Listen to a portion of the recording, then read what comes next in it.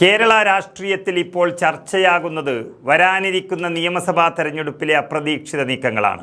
CPM-ന്റെ കപ്പിത്താൻ, ഇരട്ടച്ചങ്കൻ എന്ന അനുയായികൾ വിശേഷിപ്പിക്കുന്ന മുഖ്യമന്ത്രി പിണറായി വിജയൻ ഇത്തവണ മത്സരിക്കാൻ ഉണ്ടാകില്ല എന്ന അഭ്യൂഹങ്ങൾ രാഷ്ട്രീയ വൃത്തങ്ങളിൽ ശക്തമാണ്.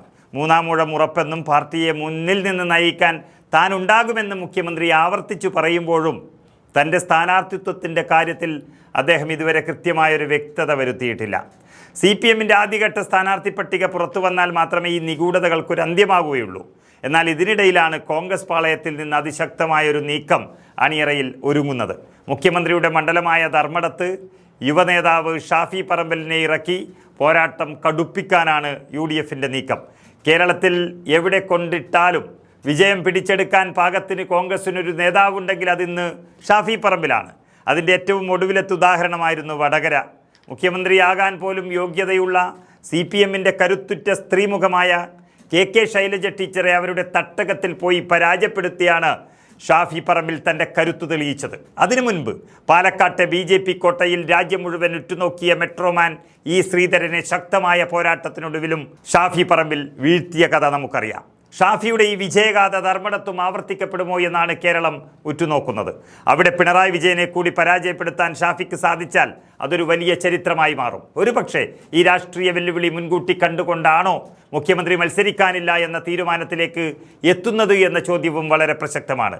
എന്നാൽ ഷാഫി പറമ്പിലിനെ പേടിച്ച് പിണറായി വിജയൻ മത്സരിക്കാതിരിക്കുമോ എന്ന കാര്യത്തിൽ ഇന്നും തർക്കങ്ങൾ നിലനിൽക്കുന്നു.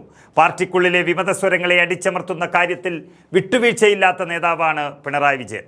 കുഞ്ഞികൃഷ്ണനെ പോലുള്ളവരെ കുലംകുത്തികളായി പ്രഖ്യാപിച്ച് പുറത്താക്കി അവരുടെ വീട്ടുപടിക്കൽ പടക്കം പൊട്ടിച്ച CPM ശൈലിയുടെ വക്താവാണ് അദ്ദേഹം. അങ്ങനെയുള്ള ഒരാൾ ഒരു തെരഞ്ഞെടുപ്പ് പോരാട്ടത്തിൽ നിന്ന് അത്ര എളുപ്പത്തിൽ പിന്മാറില്ല. അതേസമയം പിണറായി വിജയൻ ഇത്തവണ മത്സരിക്കില്ല എന്ന അഭ്യൂഹത്തിന് പിന്നിൽ മരുമകനും മന്ത്രിയുമായ മുഹമ്മദ് റിയാസിൻ്റെ രാഷ്ട്രീയ ഭാവിയെക്കുറിച്ചുള്ള ആശങ്കകളുണ്ടെന്ന് രാഷ്ട്രീയ നിരീക്ഷകർ കരുതുന്നു. ആദ്യ തെരഞ്ഞെടുപ്പിൽ തന്നെ MLA ആയി പിന്നാലെ തന്നെ മന്ത്രി പദവിയിലിരിക്കുന്ന മുഹമ്മദ് റിയാസിന് ഇത്തവണ ബേപ്പൂരിൽ കടുത്ത വെല്ലുവിളിയാണ് നേരിടേണ്ടി വരിക. PV അൻവർ UDF-നൊപ്പം ചേർന്ന് പിണറായിസത്തിനും മരുമോനിസത്തിനും കൂട്ടിക്കെട്ടാൻ തീരുമാനിച്ചിരിക്കുകയാണ്. ബേപ്പൂരിൽ റിയാസിനെ തോൽപ്പിക്കാൻ അൻവറിൻ്റെ നേതൃത്വത്തിൽ വലിയ നീക്കങ്ങളാണ് നടക്കുന്നത്. മരുമകനെ എങ്ങനെയെങ്കിലും വിജയിപ്പിച്ചെടുക്കേണ്ടത് മുഖ്യമന്ത്രിയുടെ ആവശ്യം കൂടിയാണ്. താൻ ധർമ്മടത്ത് കുടുങ്ങിക്കിടക്കുന്നതിനേക്കാൾ തെരഞ്ഞെടുപ്പിൽ മത്സരിക്കാതെ സംസ്ഥാനത്തുടനീളം ഓടി നടന്ന് പ്രചരണം നടത്തുകയും പ്രത്യേകിച്ച് ബേപ്പൂരിൽ ശ്രദ്ധ കേന്ദ്രീകരിച്ച് മരുമകൻ്റെ വിജയം ഉറപ്പാക്കുകയും ചെയ്യുക എന്ന കണക്കുകൂട്ടൽ പിണറായി വിജയന് ഉണ്ടാകാം. നിയമസഭാ തെരഞ്ഞെടുപ്പിൻ്റെ ഗോതയിൽ മലബാർ പിടിക്കാൻ വലിയൊരു പടയൊരുക്കമാണ് കോൺഗ്രസ് നടത്തുന്നത്. ധർമ്മടത്ത് ഷാഫി പറമ്പലിനെ ഇറക്കുന്നതിനൊപ്പം തന്നെ കോഴിക്കോട് ജില്ലയിലെ കോൺഗ്രസിൻ്റെ വർഷങ്ങളായുള്ള തിരിച്ചടിക്ക് അന്ത്യം കുറിക്കാൻ K മുരളീധരനെ കളത്തിലിറക്കണമെന്നൊരാവശ്യവും ശക്തമാണ്.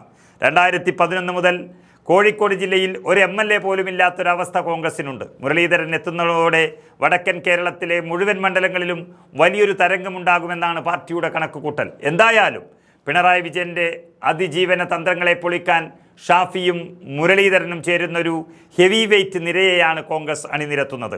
ചുരുക്കത്തിൽ വരാനിരിക്കുന്നത് കേരളം കണ്ട ഏറ്റവും വലിയ രാഷ്ട്രീയ പോരാട്ടങ്ങളിലൊന്നാണ്.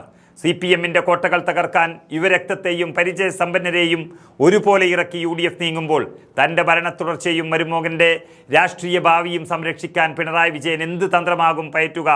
അത് ഷാഫി പറമ്പിലിൻ്റെ വരവ് ധർമ്മടത്തെ രാഷ്ട്രീയ ഭൂമികയെ മാറ്റിമറിക്കുമോ എന്നുള്ളതാണ് ചോദ്യം.